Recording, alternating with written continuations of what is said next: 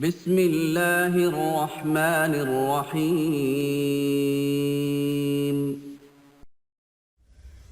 السلام علیکم ورحمۃ اللہ وبرکاتہ۔ ویورز، آپ کو آپ کے اپنے چینل ازمودہ وظیفہ میں خوش آمدید کہتے ہیں۔ اہلا و سہلا و مرحبا۔ اللہ تعالیٰ سے امید کرتے ہیں کہ آپ خیریت سے ہوں گے۔ یہ دعا بھی کرتے ہیں جا رہے ہیں خوش رہیں، سلامت رہیں، مسکراہٹیں بکھیرتے رہیں۔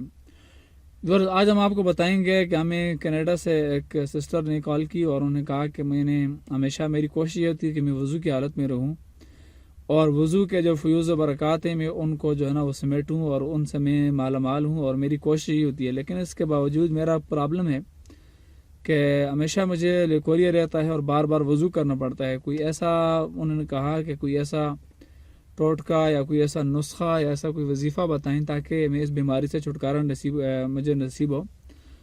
تو ہم نے بہتر یہ سمجھا اور بہت سے ایک ہم نے ایک بندے سے یہ پوچھا کہ اس کا کیا علاج ہے، تو انہوں نے ہمیں یہ لکھ کر بتایا کہ انہوں نے کہا کہ یہ چیزیں آپ بتائیں تو انشاءاللہ جو لوگ بھی اس کو استعمال کریں گی، جو خواتین، تو لیکوریا کی مرض سے پھر بچ کے رہیں گی۔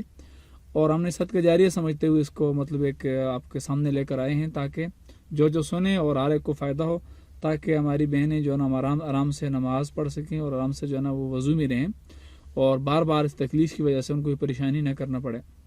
تو ویور، اس سے پہلے ہم آپ سے یہ گزارش کرتے ہیں کہ چینل کے اوپر نئے ہیں تو پلیز آپ اس کو سبسکرائب کر دیں، ساتھ بیل کے بٹن اس کو پریس کر دیں، اور تاکہ ہماری ویڈیو جو آپ کو آسانی سے مل سکے۔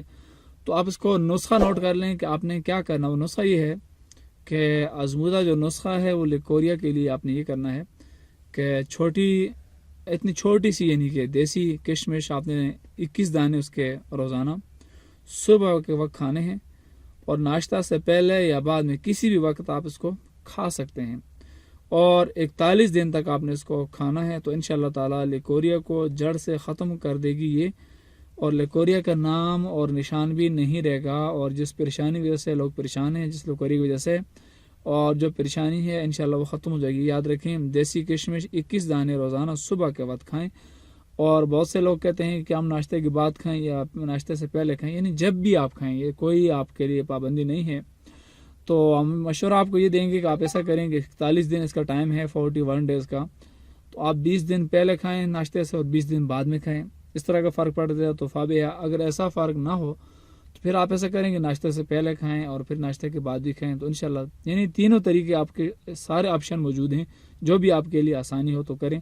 تو انشاءاللہ تعالی اس بیماری سے آپ کی جان چھوٹ جائے گی، اور اس کی وجہ سے جو پریشانی ہیں اور جو پرابلم ہیں اور جو ہے کہ وضو کے مسائل وغیرہ وہ بھی انشاءاللہ حل ہو جائیں گے۔